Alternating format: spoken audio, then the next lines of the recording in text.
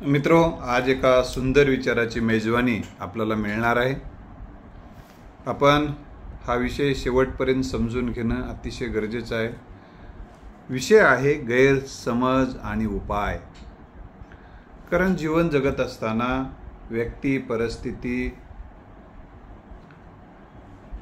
आणि ग्रंथ असतील, समाज असेल, जात असेल, धर्म असेल, इतर वेगवेगळ्या अनेक घटकाविषयीचे माणसाच्या मनामध्ये गैरसमज असतात। जितके गैरसमज जास्त तितका आनंद कमी असतो। मित्र, जगण्यामधला आनंद कमी होणं, जगण्यातला उत्साह कमी होणं, जगण्यातला आत्मविश्वास कमी होणं, जगण्यातली तृप्ती कमी होणं, समाधान कमी होणं, गाढ झोप जे लागायला पाहिजे ते न लागणं, हे सगळे प्रकार आपल्या मनाला दिलेल्या नकारात्मक बाबीचा एक परिणाम असू शकतो। तर काय असते, गैरसमज म्हणजे मनावर बसलेला मळब आहे, एक प्रकारचा मळ आहे। जसं अंगावरचा मळ काढलं किती छान वाटते।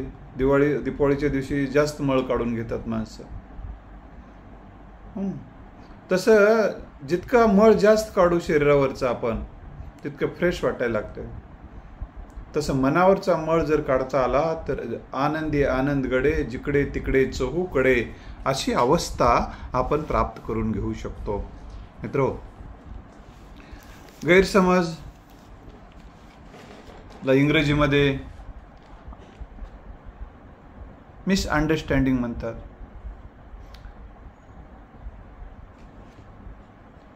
हिंदीमध्ये गलतफहमी म्हणतात।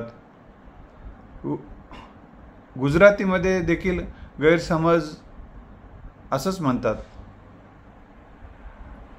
तर आपल्याला ह्या गैरसमज ज्याच्या उलटा अर्थाचा शब्द काय तर योग्य समज, आणि गैरसमज म्हणजे काय तर योग्य समज नसणं, चुकीचं जाणून घेणं, चुकीचं समजून घेणं, चुकीचा अर्थ काढणं,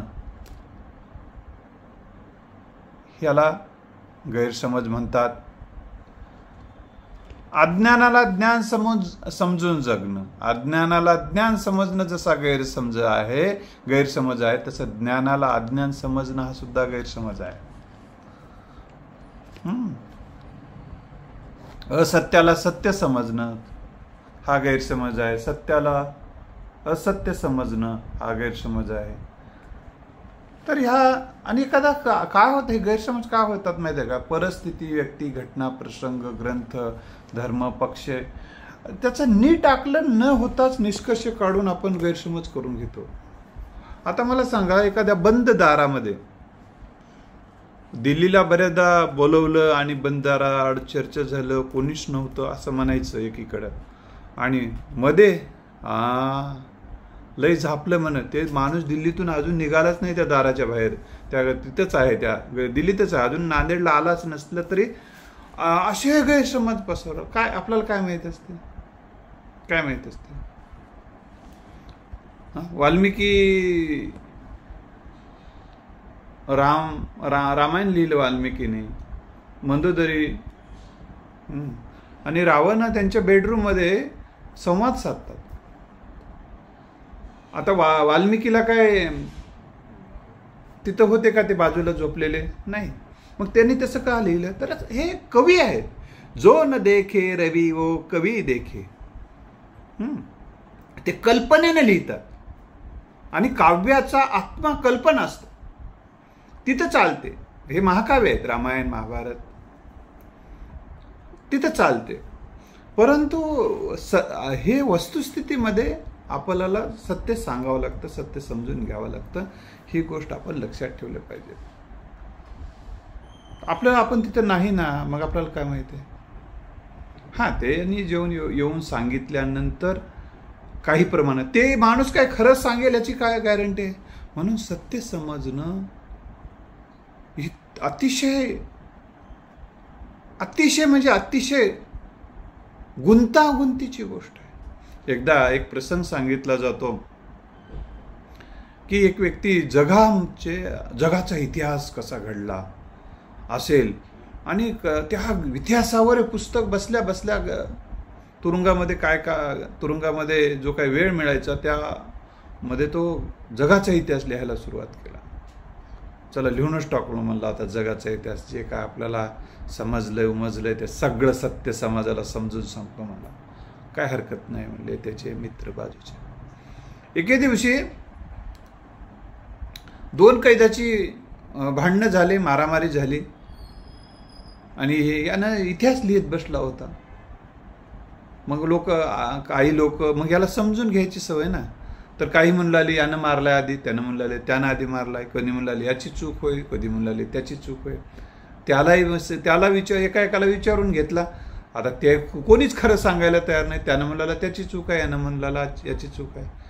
याला अटॅक यायची वेळ आली होती. अटॅक, या इतिहासकाराला अटॅक यायची वेळ आली होती.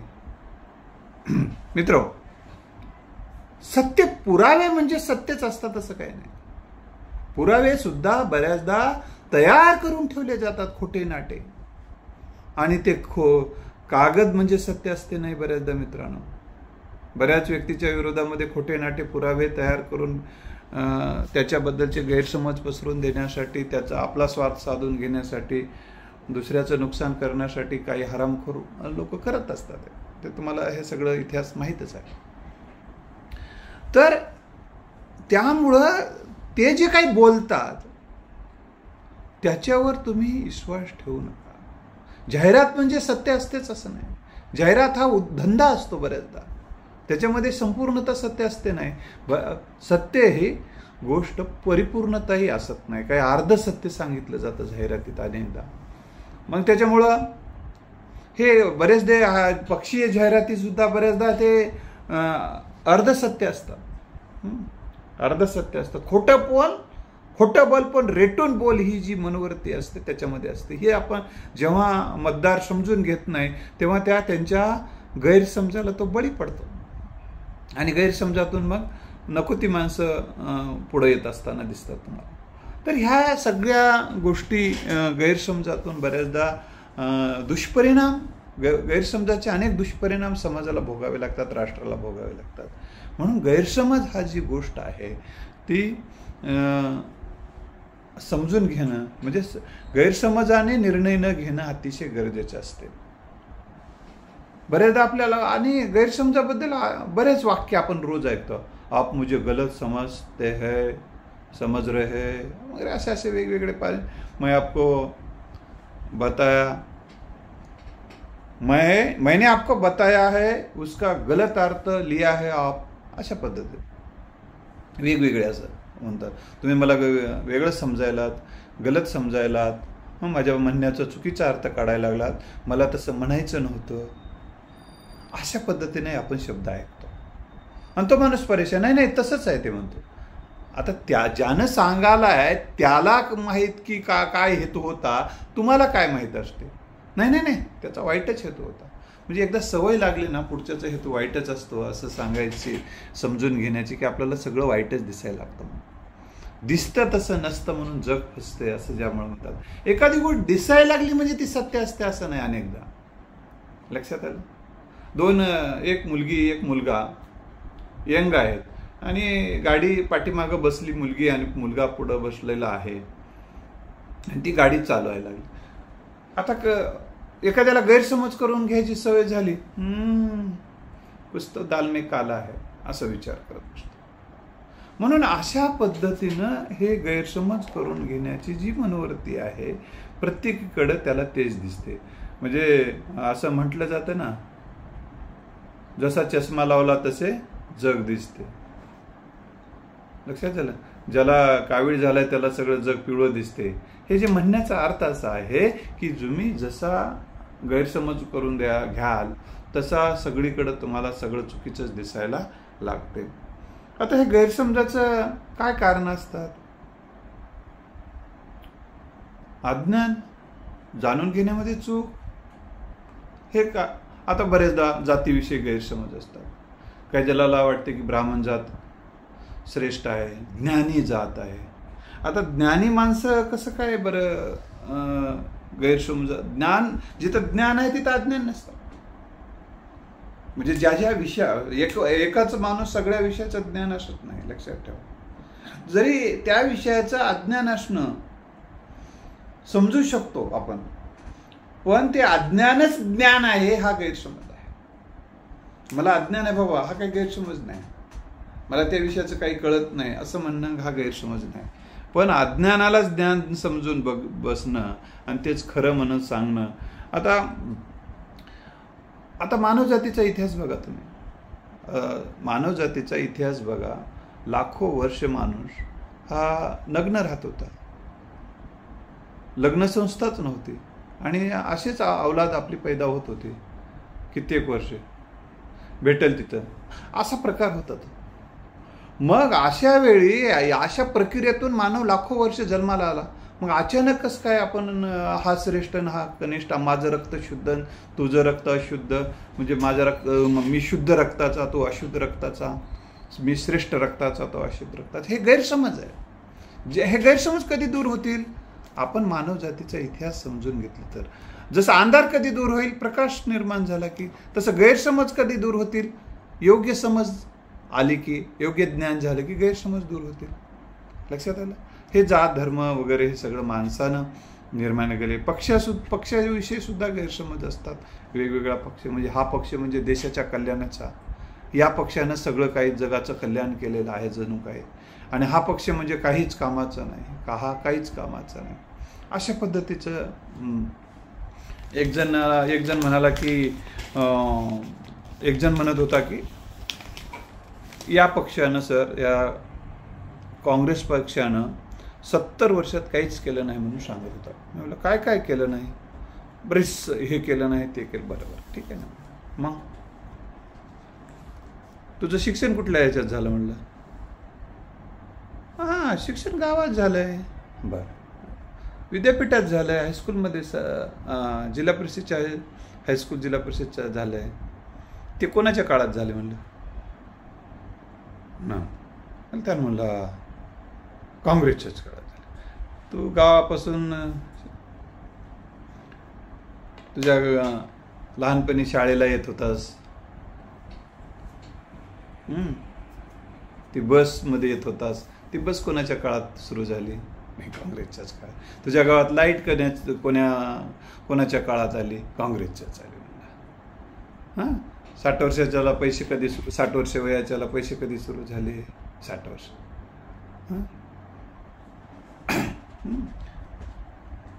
हे धरणं कोणाच्या काळात झाले?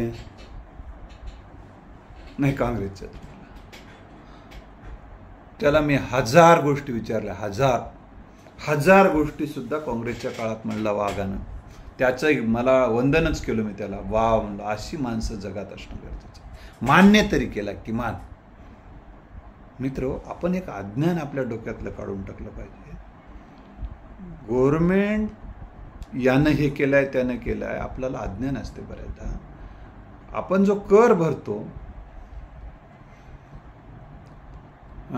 GST वगैरे हे सगळ्या, किंवा इन्कम टॅक्स भरला जातो, आणि त्याचबरोबर सरकारला ज्या बाबीतून जे उत्पन्न मिळतात, रेल्वे असेल किंवा अन्य जे काही सेवा गव्हर्नमेंटच्या देतात, त्याच्यातून जे गव्हर्नमेंट मोबदला घेते, त्याच्यातून जे पैसा आहे, हे जे समजा जे काही पैसा आलेला आहे, समजा 1000 रुपये आलेत आपण समजू, 1000मध्ये बघ त्या तो खर्च करत होतो. मग पगारावर, कर्मचाऱ्याच्या पगारावर खर्च होतो काही, त्या मंत्र्यांच्या पगारावर खर्च होतो, त्यांच्या सुविधेवर खर्च होतो, पंतप्रधानाच्या पगारावर खर्च होतो, त्यांच्या सुविधेवर खर्च होतो, सगळ्यांच्या सुविधेवर, आमदार खासदारांच्या सुविधेवर खर्च होतो. ते उलट मिळालेला जो काही कर आहे, उत्पन्न आहे, त्यातलं पगार म्हणून ते घेतात. घेऊन याचं माझं मत नाही, घेतात ना. आणि मग त्याने केलं असं काही नसते. ते त्यांच्या त्या पक्षाच्या धोरणाचा तो भाग असतो. आता काही जण काय करतात, 10 रुपये आले, 10 रुपये काही जण 10 रुपयातले 5 रुपये जर गायीच्या संरक्षणासाठी दिले, इकडे 10 रुपयातले, मग इकडे 5 रुपयातले बाकी खर्च करावं लागतं. काही जण म्हणतात नाही आता गायीवर जास्त खर्च व्हायला, 2च रुपये करूया. मग आता 2 रुपये केले की गायीचे भक्त काय करतात, बघा हे सरकार आलं, गायीकडे दुर्लक्ष आहे. यानं म्हणजे यांच्या हे कोणी 2 रुपये दिले तरी खिशातले नसतात आणि 5 रुपये दिलेले सुद्धा खिशातले नसतात. यांच्या किती आमदार आणि किती खासदार आहेत सांगायचं, त्यांच्या उत्पन्नातलं आपलं सरकार आलं आता देशाच्या तिजोरीमध्ये आपल्या उत्पन्नातला 10% भाग, आपलं उत्पन्न 10% टाकूया गव्हर्नमेंटच्या तिजोरीमध्ये आणि त्याच्या माध्यमातून आपण देशाचं कल्याण करूया. असे देशभक्त किती आहेत? असं कोणी करतं का? नाही. तर त्या तिजोरीमधून आपल्याला एखादा योजना आहे 100 कोटीची आहे, एखाद्या गुत्तेदाराला दिली, त्यातले 20%, 30% मला किती देतोस? 20 देतोस की 30%? म्हणजे यानं 20% काढून घेते 100 कोटीतले 20 कोटी याच्या घरात आणि पुन्हा 80 कोटी खर्च प्रत्यक्ष यानं काढून घेतला. पुन्हा त्याच्यातले ती साखळीच असते त्यांची, ती साखळी काढून प्रत्यक्ष जेव्हा कामावर जातात त्याच्यातले फार कमी येते मित्र. असो, तर हे सांगायचा हेतू मला असा आहे की त्यामुळं गैरसमज करून घेऊ नका. एखाद्या विषयाबद्दलचे गैरसमज सुद्धा हे आपल्याला त्या व्यक्तीचं, त्या पक्षाचं मूल्यमापन चुकीचं व्हायला लागते. दुसरी महत्त्वाची गोष्ट मित्र, गृहीत धरणे. हे गृहीत धरणे सुद्धा गैरसमजाचाच भाग आहे. गृहीत धरणे सुद्धा गैरसमजाचाच भाग. आणि गृहीत धरल्यामुळे गैरसमज वाढतात. मी गृहीत धरलो होतो, मला काय माहित आहे, मला माहित नाही, गृहीत धरलो होतो. गृहीत धरलं म्हणजे तिथं आग लागली म्हणजे शत्रूनेच आग लागली असं काय थोडं होते. लावला बघा पट्ट्यानं आग म्हणतात घरीच बसून. अहो अमुकच्या शेताला आग लागली की हो कडबा जळाला. मला माहीतच होतं, लई दिवसापासून त्यानं खार खाऊन होता त्याच्यावर. लावला हेंडगा त्यानं. मग लक्षात येतं की नाही, तिथं वरून जी लाईट गेली, लाईट स्पार्क झाला आणि ते खाली पडलं. असं आहे काय? मला वाटलं होतं. हे जे वाटलं होतं नावाचा जो रोग आहे ना, ते गैरसमजाचा आत्मा आहे. मला वाटलं होतं, मला असंच वाटलं होतं. हे वाटलं होतं वाट लागून जाते सत्याची, नात्याची सुद्धा. वाटलं होतं तर उचलली जीभ लावली टाळूला, हे बोलण्याची जी सवय माणसाला लागलेली असते, हे सुद्धा गैरसमजाचा उगम आहे. आपण निष्कर्षाने मत बनवण्यासाठी जे आपण घाई करतो ते सुद्धा गैरसमजाचं एक कारण आहे. आणि हे असे जर गैरसमज आपण जर करून घेत जगू लागलो, त्याचे अनेक दुष्परिणाम आपल्याला भोगावे लागतात. अनेकदा आनंदी नात्याचा शेवट होतो, सुखमय नात्याचा शेवट होतो.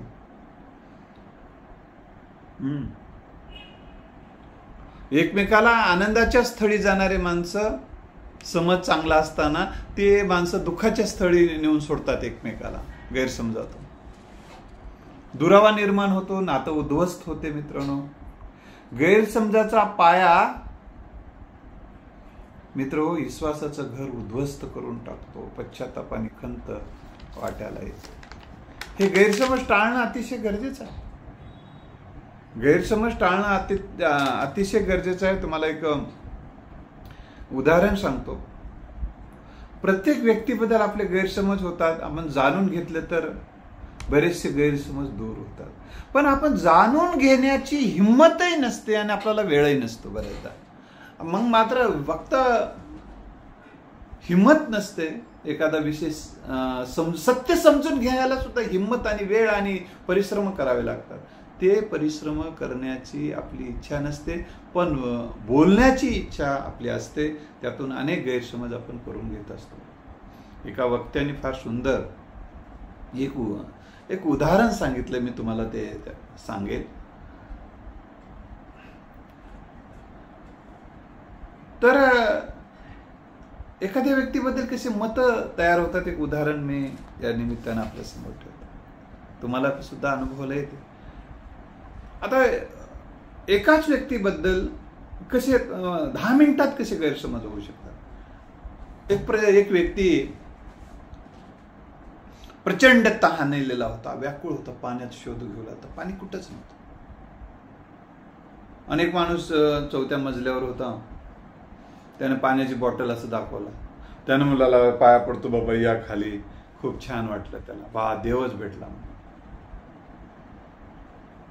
मग पाणी आणून दिला, पाण्यासोबत त्याने लिंबू सरबत आणलं. लिंबू सरबत आणल्यानंतर तो थोडं पाणी पिला, लिंबू सरबत घेऊन प्यायला तोडतात. त्या लिंबू सरबत आहे, परंतु त्याच्यात साखर टाकलीच नाही. मनातल्या मनात मला हरामी आहे, जाऊ द्या म्हणलं, आपल्याला काय फुकट मिळाले तेवढंच पिऊन घ्यावं. मग पण त्यानं हरामी आहे असं जे वाटलं, थोड्या वेळानंतर त्याला वाटलं की त्यानं म्हणाला की ते लिंबू सरबत साखरेची पुडी आहे, टाकू का मध्ये मध्ये? हे साखरेची पुडी कसं काय? अहो तुम्हाला एखादं शुगर वगैरे असेल म्हणून मी साखरेची पुडी लागलं तर घ्याल, नाही तर हे प्याल म्हणाल. काय देव माणूस आहे वाटलं. लक्षात आलं? म्हणजे तेव्हाच एखाद्या व्यक्तीबद्दल आपल्याला खूप घाई लागलेली असते, एखाद्या व्यक्तीबद्दल गैरसमज करून घेण्याची, आणि त्याच्यातून आपण बऱ्याचदा मतं बनवतो. आणखीन एक गोष्ट या निमित्तानं सांगतो, ती लोककथा आहे. एक मुंगूस असतंय, ते पाळलेलं मुंगूस असतंय, आणि पाळलेलं मुंगूस लेकरासारखं ते पाळतात, लेकरासारखं प्रेम करतात त्याच्यावर. परंतु बघ, लेकराबद्दल सुद्धा गैरसमज होतात माणसाचे, सगळ्यांबद्दल होतात. तर त्या मुंगसाला ती गोष्ट असल्यामुळं मुंगूस त्यातलं बोलते, त्यातली बाई त्याला बोलते, हे सगळं चालते. लक्षात ठेवा ती गोष्ट. मुंगूसाला तिनं सांगितले, मुंगसा मुंगसा बेटा, ले बाळ झोपलेलं आहे पाळण्यामध्ये, तू काय कर, तिथंच थांब, कारण कोणी येऊन खाऊन टाकल त्याला. बरं काय हरकत नाही म्हणते, ते तिथं बसते. तितक्यामध्ये एक साप येतो, नाग. आणि मग आल्यानंतर त्यानं त्या बाळाला, तो नाग चावेल म्हणून आपण सर्रवर जातो आणि त्या सापाचे तुकडे करतो, त्याच्या तोंडाला रक्त लागतं मुंदाच्या मुंगसात. आणि बाहेर आपल्याला सांगण्यासाठी, आपण हे सगळा अतिशय जीव वाचवलाय बाळाचा सांगण्यासाठी, ते मुंगूस समोर येऊन थांबतं. त्या बाईचा गैरसमज दुरूनच होतो की रक्त बघून काटा काढला माझ्या लेकराचा यानं म्हणून. ती पाण्याची घागरच विचार न करता, समजून न घेता त्याच्या अंगावर दन कुण्या टाकते, त्या मुंगस ची ची ची ची करून घेते. आणि याने मुंगसाला असं कधी वाटत नाही की ती बी अलर्ट नसतो मुंगूस सुद्धा, ती कशाला टाकेल असं त्याला वाटते. तो घात होतो त्याचा. जाऊन बघते तर काय आहे, पाळण्यामध्ये लेकरू आनंदानं उड्या मारायले, हसायले मस्त, आणि ते मुंगस आणि सापाचे तुकडे दिसायला, तेव्हा ती रडायला लागते, पश्चाताप करायला लागते. तर मित्र हो, एखादी गोष्ट समजू नका तुम्ही, करा. एखाद्याला शिक्षा करायची करा, त्याच्याबद्दल काय निर्णय घ्यायचे ते घ्या, काय करायचं ते घ्या, पण पूर्ण सत्य समजून घ्या. बरेच जण सत्य समजून घ्यायची गरज वाटत नाही. काय गरज आहे, काय त्यानं वाकडं करणार आहे आपलं, मला वाटायला तसं मी करायलो. हे वाकडं करायला नाही, वाकडं करायला वेळ लागत नाही, लक्षात ठेवा. पण असा जो अहंकार असतो त्याच्यातून तुम्हाला त्याचे दुष्परिणाम भोगावं लागू शकतात. गैरसमज नको, हे गोष्ट आता ह्या गैरसमजावरचे काही उपाय आपण बघूया, म्हणजे त्याचा फायदा आपल्याला होतो. सत्य हे बघा, पहिल्यांदा काय करायचं माहिती आहे काय, आता मी जे बोलत असतो ना, बऱ्याचदा मी अतिशय सर्वसामान्य परिस्थितीतल्या माणसांना, सर्वसामान्य ग्रामीण माणूस हा माझ्या डोळ्यासमोर असतो जेव्हा जेव्हा बोलताना. म्हणून मी त्यांच्या भाषेत बोलण्याचा प्रयत्न करतो. हेच इतर किंवा एखादा रिसर्च पेपर सादर करताना किंवा तज्ज्ञ प्रोफेसरच्या कार्यशाळेमध्ये बोलताना मी असं नाही बोलत, लक्षात आलं, तिथं वेगळं बोलतो. म्हणजे सांगायचा हेतू काय आहे की मी जेव्हा तुमच्याशी बोलतो तेव्हा अतिशय साध्या भाषेमध्ये बोलतो. याचा अर्थ असं मला ती भाषा येत नाही का, येते. तिथं मला तुमच्या समोर मला स्वतःचा प्रभाव टाकायचा नाही. मी फार हुशार आहे मला दाखवायची इच्छा नाही. मला फक्त माझा हा जो काही मी विषय निवडलेला असतो तो विषय सर्वसामान्य माणसांना समजावा हा माझा हेतू. माझ्या समोर अतिशय विद्वान पंडित असे अतिशय विद्यापीठातले प्रोफेसर माझ्या डोळ्यासमोर नसतात. ते खूप ज्ञानी वगैरे, त्याच्यामुळे त्यांना ह्या विषयाची गरज नाही, ते अत्याचे ज्ञानानं भरलेले आहेत असं मला वाटते. कदाचित माझा गैरसमज असू शकतो. तर आपण काय करायचं माहिती आहे का, कारणांचा शोध घेणं गैरसमज दूर करण्यासाठी अतिशय गरजेची गोष्ट असते. लक्षात आलं? कारण कारणाचा शोध घेतल्याशिवाय एखाद्या निदान ते नीट होत नाही, आणि निदान नीट झाल्याशिवाय उपचार करणं म्हणजे अजून गैरसमज निर्माण करणं. एखाद्या रोगाचं सुद्धा अगोदर काय करतात, हा रोग का झाला असेल, त्याचं नेमकं काय कारण आहे, म्हणजे त्याच्या आधी रोगाचं निदान करतात आणि मगच उपचार करतात डॉक्टर, तरच त्या रोगावर उपचार होऊ शकतो. तसं आपण एखादा गैरसमज झाला असेल किंवा तर आपण ते गैरसमज करून न घेता, झाला असेल तरी ते दूर करून घेतला पाहिजे. तर समजून घेण्याची सवय लावली की अनेक गैरसमजापासून आपण दूर राहू शकतो. त्यानं गैरसमज करून घेतला म्हणून बऱ्याचदा आपण पण गैरसमज करून घेतो आणि मग त्यातून काय वाढतं, गैरसमजाचंच भंडार वाढते आणि ह्या गैरसमजाचा भंडार जिथं असते तिथं आनंदाला प्रवेशच नसतो, सुखाला प्रवेश नसतो. त्यानं दारू पिला म्हणून आपण दारू प्यायची का? मग त्यानं गैरसमज करून घेतला म्हणजे आपण तर गैरसमज करून घेतला का? हे योग आहे काय? नाही ना. समजून घ्यावे. आणि अजून एक लक्षात घेतलं पाहिजे, जयांगी मोठेपण तयांगी यातना कठीण, संततेने व्हावे जग बोलणे सोसावे. हा जो महानतेचा संदेश दिलेला आहे संतांनी, तर आपण समजून घेणं तो संदेश गरजेचा आहे. त्यासाठी आपण समजून घेणारे बनलं पाहिजे.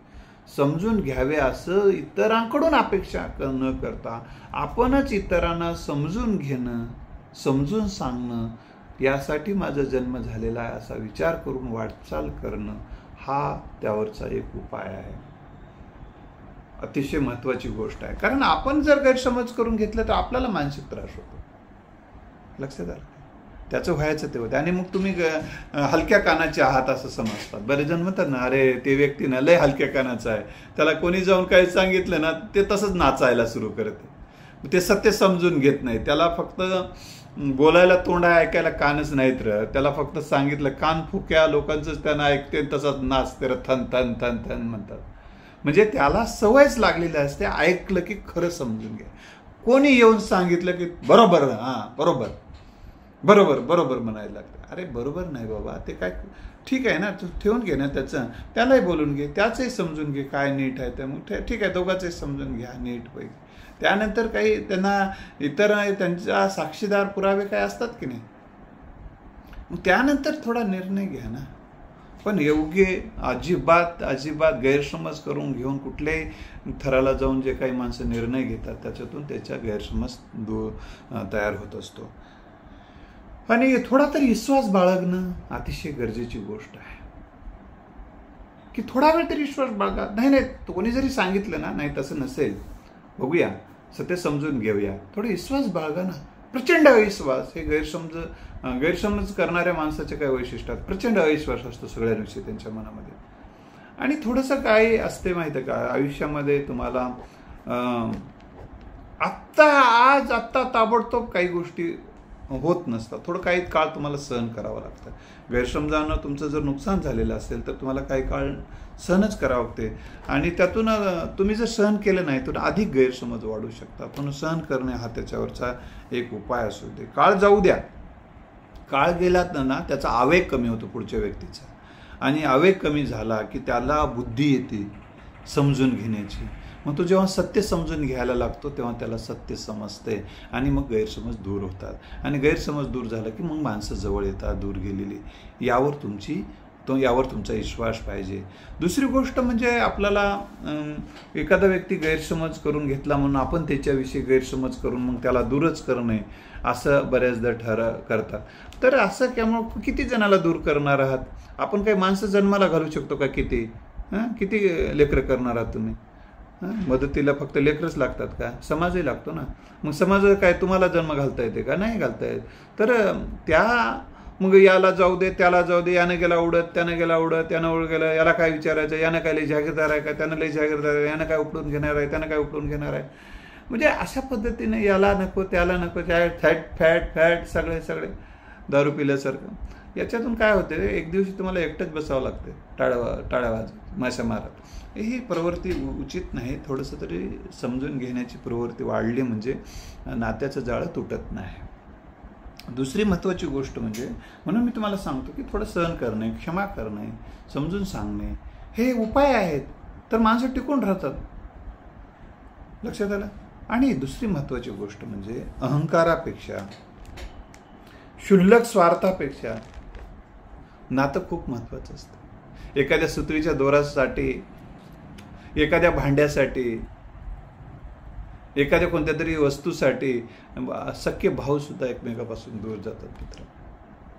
छोट्याशा गोष्टीसाठी, दुऱ्याच्या इतक्या ह्याच्यासाठी काय इतका दुरातलं काय फरक पडते? हा समज का फरक पडते? काय फरक पडते? तेवढं पेरून माडी बांधता येणं आलंय, ते ईदभर घेतल्यानं माडी बांधता येणार आहे काय? तर हा विचार आपल्याला खूप महत्त्वाची गोष्ट आहे मित्रांनो. आणि आपण थोडंसं मागं घेणं म्हणजे आपण दुबळे आहोत असा त्याचा अर्थ होत नाही. क्षमा करणे, थोडीशी माघार घेणे नात्यासाठी, चांगल्या मैत्रीपूर्ण नात्यासाठी, हे मोठेपणाचे लक्षण असतात, मोठ्या माणसाचे लक्षण आहे. जयांगी मोठेपणा तयांगी यातना कठीण. ठीक आहे, थोडंसं तुम्हाला माघार घेताना त्रासही होत असेल, परंतु माघार घेणं अनेकदा पुढं जाण्याचा मार्ग असतो. याच्यावर विश्वास असणं महत्त्वाचं आहे. वादात जिंकण्यापेक्षा नातं जोपासणं अतिशय महत्त्वाची गोष्ट आहे. वादात जिंकण्यापेक्षा नातं जोपासणं अतिशय महत्त्वाची गोष्ट आहे. हे आपल्याला एकदा कळलं की आपण वादापेक्षा नात्याला महत्त्व देतो आणि नातं मग कायम राहतो. नात्याचे महत्त्व काय आहे हे एकदा समजून घेतलं म्हणजे आपण नातं जोपासत होतो. म्हणून नात्याविषयीचं ज्ञान असणं अतिशय गरजेचे आहे. आणि माझ्या यशाचा राजमार्ग या पुस्तकामधलं एक तुम्हाला एक उतारा या संदर्भाचा गैरसमज कसा दूर करावा यावर एक माझा लेख आहे. मी पूर्ण सांगणार नाही, फक्त एक उतारा तुम्हाला वाचून दाखवतो. वागण्या बोलण्यातील स्पष्टता, सत्यता, हळुवारपणा आणि एकमेकांना समजून घेण्याची पात्रता ही अनेक गैरसमजापासून मुक्त राहण्याचा राजमार्ग ठरते. पारदर्शक आणि स्पष्ट वागूनही गैरसमज झालाच तर आता एखाद्या वेळेस काय होते, तुम्ही पारदर्शक आहात, तुम्ही स्पष्ट आहात, तुम्ही सत्य आहात, तुम्ही योग्य आहात, तुमचा हेतू चांगला आहे असं वागून सुद्धा समजा पुढचा व्यक्ती गैरसमज करून घ्यायला, तर अशा वेळी काय होते, तर त्याला जेव्हा सत्य कळत तेव्हा पश्चाताप होईल. पण तुम्हाला तरी किमान पश्चाताप होणार नाही ना. सत्या मन केले ग्वाही मानिले नाही बहुमता. म्हणजे सत्य तुम्हाला माहिती आहे ना, मग सत्यावर विश्वास ठेवा ना. म्हणजे पारदर्शक आणि स्पष्ट वागूनही गैरसमज झालाच तर तुम्हाला पश्चाताप होत नाही. बऱ्याचदा आपण आपला हेतू चांगला असल्याचे मानून जगत असतो. आपला हेतू सगळ्यांना समजत नाही, त्यामुळे गैरसमज होतात. आपल्याला काय वाटते यापेक्षा आपल्या वागण्या बोलण्याचा इतरांवर काय परिणाम होत आहे याचा विचार करावा. आपला उद्देश काय आहे यापेक्षा त्यातून काय संदेश जात आहे ही खूप महत्त्वाची गोष्ट आहे मित्रांनो. बऱ्याचदा काय होतं, आपला उद्देश काय असू दे पण त्याच्यातून संदेश काय जात आहे असं लक्षात ठेवा. आता समजा तुम्ही रस्त्याच्या कडेला बसून दारूच्या बॉटलमधून पाणी प्यायला लागलात. दारूची बॉटल आहे, त्याच्यावर लिहिले देशी भिंगरी. तर तिथं बसून असं प्यायला लागलात, पाणीच आहे त्याच्यामध्ये समजा, आणि त्याच्यासोबत खारमुरे फिरमुरे खायला लागलात, मस्त जोरजोरात गप्पा माराल. लोक काय गैरसमज करून घेणार आहेत, प्यायलेत म्हणून गैरसमज होणार आहेत ना. मग ते रस्त्यावर बसून कशाला ते नाटकं करता. मग लोक ते तसं करून मग गावभर सांगतात ते पीत बसले होते म्हणून. मग त्याला कोण जबाबदार आहे? तुम्ही स्वतः जबाबदार आहात ना. मग म्हणून अशाही गोष्टी आपण करू नये, ही गोष्ट आपण लक्षात ठेवणं अतिशय गरजेचं आहे. गैरसमज झाला की माणसाला सत्य ऐकू येत नाही. बऱ्याचदा माणसाला गैरसमज झाला की सत्य ऐकून घ्यावं वाटत नाही, आणि ज्यांच्याविषयी गैरसमज झाला आहे त्यांच्या मतं खराब होतात आपले, मग त्याच्याविषयीचा गौरव सहन होत नाही, त्याची निंदा मात्र आवडीनं ऐकावं वाटतं, आणि निंदा करायला आवडीनं निंदा करावी वाटते. लक्षात आलं? त्यासाठी काय करावं लागते? तुम्हाला ही क्षमाशीलता, तुमची जी ज्यांच्याकडे क्षमाशीलता असते, उच्च कोटीची विचारधारा असते ना, ते छोट्या छोट्या गोष्टीत पडतच नाही. दिन म्हणून विवेकानंदाने एका ठिकाणी असं एक वाक्य लिहिलेलं आहे, दिन रात आपने मस्तिष्क को उच्च कोटि के विचारों से भरो. म्हणजे आपल्या डोक्यामध्ये उच्च कोटीचे विचार असेल ना, क्षुल्लक विषयामुळे आपला गैरसमज होत नाही. आपण बऱ्याचदा काय होतं, त्या समजा गैरसमज बऱ्याचदा काय होतं, एखाद्या पक्षातले सगळे पक्षातले आपल्या विरोधात असतात का? नसतात. त्याच्यासोबत नाईलाज म्हणून ते राहतात. ते तुमचे विरोधक आहेत, सगळे त्या पक्षात आहे म्हणजे तुमचा विरोधक आहे, असा गैरसमज आहे मित्र. किंवा एखादे 4-5 जण मित्र राहतात, ते तुमचे एक त्याच्यातला मित्र तुमच्या विरोधात आहे म्हणजे ते 4-5 गैरसमज आहे म्हणून तुम्ही 4 त्याच नजरेनं पाहता. उलट ते दोघं-तिघं तरी किमान तुमच्याविषयी त्याचं मत चांगलं करण्यासाठी प्रयत्न करत असतात. अनेकदा लक्षात घेतलं पाहिजे, आपण सत्य समजून न घेता सगळ्याला एकाच नजरेनं पाहतो, हे सुद्धा बऱ्याचदा गैरसमजाचं एक कारण ठरते. आणि असं न करता आपण सत्य समजून घेण्याचा एक मार्ग आपण लक्षात ठेवला पाहिजे. सत्य आणि पारदर्शक वागताना सुद्धा, सत्य सांगताना सुद्धा सन्मानपूर्वक बऱ्याचदा आपण सांगताना कमी पडतो, आणि मग त्याला सत्य सांगताना सुद्धा त्याचा अपमान होणार नाही याची आपल्याला काळजी घेणं अतिशय गरजेची गोष्ट असते. आणि मग गैरसमज दूर करण्यासाठी सुसंवाद साधणे त्याच्यासोबत तुम्ही साधणे, किंवा त्याच्या अगोदर तो ज्याचं ऐकतो त्याला सुसंवाद साधायला लावून तुमचे गैरसमज दूर करायला लावू शकता. किंवा तुम्ही मी स्वतः आधी कशाला फोन करू, मी स्वतः आधी कशाला त्याला बोलू, त्यानं काय लागून गेलाय, असं नाही म्हणायचं. स्वतः बोलून गैरसमज सुद्धा आपण दूर करू शकतो. सुसंवादाचा अभिषेक केल्यानंतर गैरसमजाचा मळ दूर होतो मित्रांनो. तर या सगळ्या गोष्टी आपल्याला मी सांगण्याचा प्रयत्न केलेला आहे. तर यातून आपल्याला काय जर फायदा होत आहे असं जर वाटलं तर आपण इतरांना हा व्हिडिओ पाठवून सहकार्य करावे अशी विनंती करतो. हनुमंत भोपाळे, इंग्रजीत नाव आहे HANUMANTBHOPALE. या संदर्भामध्ये या नावाच्या यूट्यूबला आपण सबस्क्राईब करावं, इतरांना पाठवून द्यावं, हा व्हिडिओ पाहावा अशी आपल्याला विनंती आहे. आणि जर कोणाला काही गैरसमज एकमेकांशी झालेले आहेत आणि ते दूर होत नाहीत असं जर वाटत असेल, आणि या संदर्भामध्ये काही गायडन्सची गरज वाटली, समुपदेशनाची गरज वाटली, तर 97670704 या नंबरवर संपर्क करून आपण आपला वेळ निश्चित करून मार्गदर्शन आपल्याला घेण्याची संधी उपलब्ध आहे. धन्यवाद.